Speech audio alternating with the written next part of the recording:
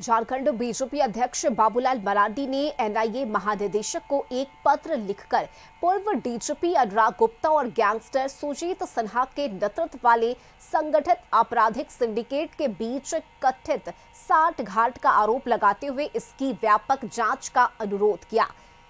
बाबूलाल मरांडी ने इस मामले को राष्ट्रीय और अंतर्राष्ट्रीय सुरक्षा को खतरा बताया, जिसको लेकर प्रदेश में सियासत तेज हो गई है।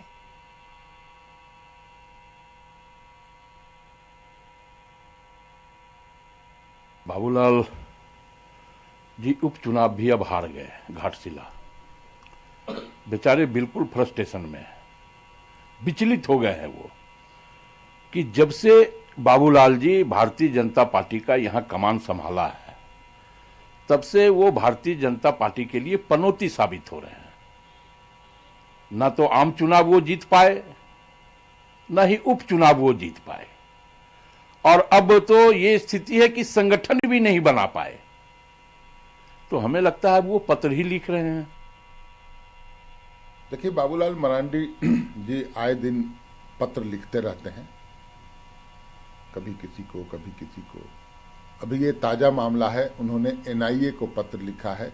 जो पूर्व डीजीपी थे उनके विषय में। एनआईए तो केंद्र की एजेंसी है और मैं समझता हूं बाबूलाल जी ने जब लिखा है तो इसमें जो भी करना है एनआईए को करना है। इस विषय पर संज्ञान लेके, क्योंकि बाबूलाल जी कई बातें बेबुनियाद और अनर्गल करते रहते हैं, फिर भी उन्होंने संज्ञान में दिया है, एनआईए को पत्र लिखा है। हमारे प्रदेश अध्यक्ष माननीय नेता प्रतिपक्ष ने पत्र लिखा है एनआईए को और कुछ संगीन चीज़ों पर उन्होंने जांच की मांग की है। मुझे लगता है कि पूरे तरीके से सरकार को इस पत्र को गंभीरता से लेना चाहिए, क्योंकि सरकार के स्तर पर वैसी जांच नहीं हो पा रही थी। तो अब एनआईए को जांच करनी चाहिए, दूध का दूध पानी का पानी होना चाहिए, राज्य की जनता को सच्चाई से अवगत होना चाहिए। हमारे बड़े नेता ने आरोप लगाया है तो इसकी तह तक एनआईए को जाना चाहिए। और संवाददाता संदीप इस वक्त हमारे साथ जुड़े हुए हैं। संदीप, देखिए, पूर्व डीजीपी अनुराग गुप्ता की अगर हम बात करें तो कई आरोप उन पर लगते रहे हैं, जिसकी वजह से उन्होंने अपने पद को भी त्याग दिया और अब तो गैंगस्टर से उनके साठगांठ का ये आरोप लग रहा है।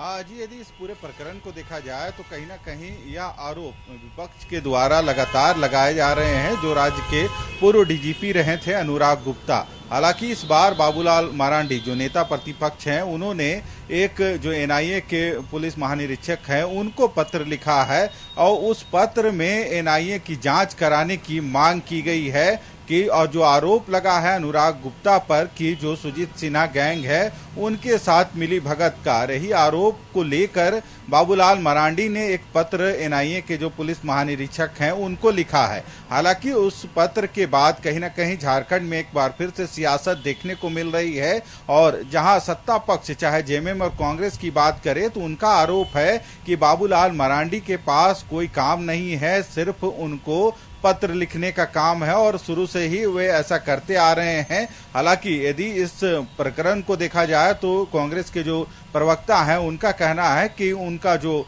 पार्टी में अपना जो परफॉर्मेंस है, जब से वे प्रदेश अध्यक्ष बनाए गए हैं उसके बाद कई उपचुनाव हुए या फिर जो विधानसभा का चुनाव हुआ उसमें भी वे झारखंड में रिजल्ट नहीं ले पाए और अब उपचुनाव भी हार चुके हैं। तो ऐसे में कहीं ना कहीं वो बौखलाए हुए हैं। रही वजह है कि इस तरह का जो पत्र लिखने का काम है वह लगातार उनके द्वारा किया जा रहा है, पर उनको अपने गिरेबान में झांकने की जरूरत है। वे क्यों नहीं, जब रघुवर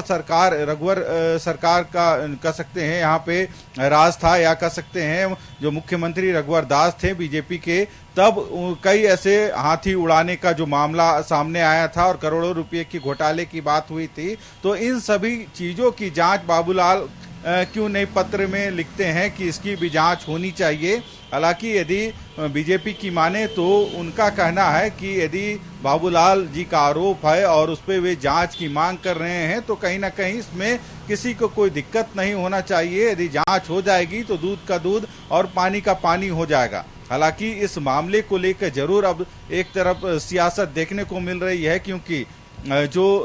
अनुराग गुप्ता जिनका कार्यकाल पूरा हो गया था, जिसके बाद जो उनको डीजीपी के पद पर फिर से रखा गया था, इस मामले को लेकर भी सत्ता पक्ष और विपक्ष आमने सामने खड़े थे। हालांकि यह मामला बीजेपी कोर्ट तक ले गई थी, पर उस मामले पर उस समय कोई भी रिजल्ट नहीं हुआ, जिसके बाद कहीं ना कहीं अब एक नया मामला इस पूरे प्रकरण में देखने को मिल रहा है और बाबूलाल मरांडी, अनुराग गुप्ता और जो सुजीत सिन्हा गैंग है उसकी संलिप्तता की बात का केस की एनआईए की जांच की मांग कर रहे हैं। जी ठीक है, बिल्कुल संदीप, देखिए एनआईए से जांच की बात कही गई है, लेकिन इस पूरे मामले को हम देखें तो कई आरोप है जो कि अनुराग गुप्ता पर लगाए जा रहे हैं। जो अधिकारी हैं उनका क्या कहना है इन आरोपों के बीच किस तरह से जांच चल रही है, सत्यता क्या है इस मामले की? यदि इस पूरे प्रकरण को देखा जाए तो कहीं ना कहीं जो आरोप बाबूलाल मरांडी के द्वारा लगाए जा रहे हैं, हालांकि सत्ता पक्ष के जो नेता हैं उनका कहना है कि जो भी इससे पहले जब उनका कार्यकाल समाप्त हुआ था और न्याय संगत ही उनको डीजीपी के पद पर रखा था और पूरी कानूनी प्रक्रिया के तहत उनको डीजीपी का पदभार दिया गया था। और इस बात को लेके उनका आरोप है कि बीजेपी कोर्ट भी गई थी, पर आखिर कोर्ट से उनको कोई लाभ नहीं मिला, और क्योंकि पूरी प्रक्रिया न्याय संगत थी, और यही वजह है कि कोर्ट में इस मामले को लेकर कोई भी कह सकते हैं आदेश नहीं जारी हुआ। हालांकि अब जो आरोप प्रत्यारोप है दोनों तरफ से चल रही हैं, जहां बीजेपी के जो नेता प्रतिपक्ष हैं बाबूलाल मरांडी, वे सरकार सहित जो एनआईए को जो पत्र लिख रहे हैं कि इसकी एनआईए से जांच करानी चाहिए ताकि दूध का दूध पानी का पानी हो। हालांकि कई आरोप बाबूलाल मरांडी इस बाबत लगा रहे हैं और इस चिट्ठी में उन आरोपों को भी उन्होंने शामिल किया है कि कैसे सुजीत सिन्हा गिरोह से मिलकर